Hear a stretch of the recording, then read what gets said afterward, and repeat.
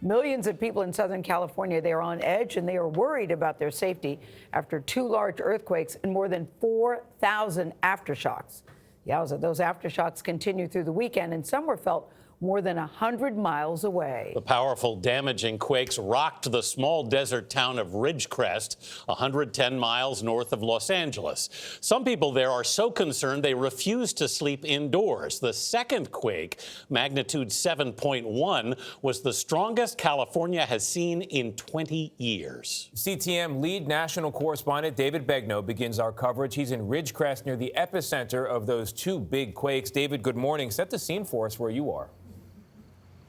Tony, good morning. As Anthony was saying, a lot of people don't want to sleep in their own homes. The aftershocks keep coming, but we're not feeling most of them.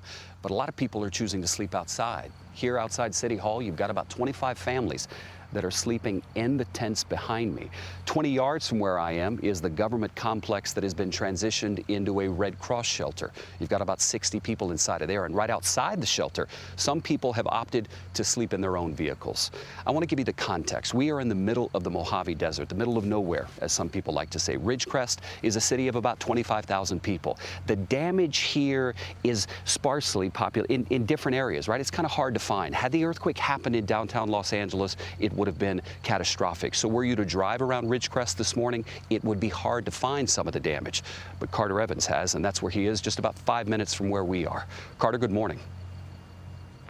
David, good morning. There is a lot of cleaning up to do here. As you can see, this wall collapsed right up against this home. Overall, though, in Ridgecrest, things are beginning to return to normal. Roads are clear, water and power is back on. Though scientists say aftershocks are going to rattle this community for a long time. After living through something like this, the shock for residents in and around Ridgecrest still hasn't worn off. How are you feeling? Still nervous. It hasn't settled. Every time the ground starts shaking, the mind goes back. All of these people up here are here for you today. At a town hall Sunday, local officials tried to reassure the shaken community with the steps they're taking. PTSD is a real thing. And we're all suffering from it right now. We have teams coming in that will help us with that.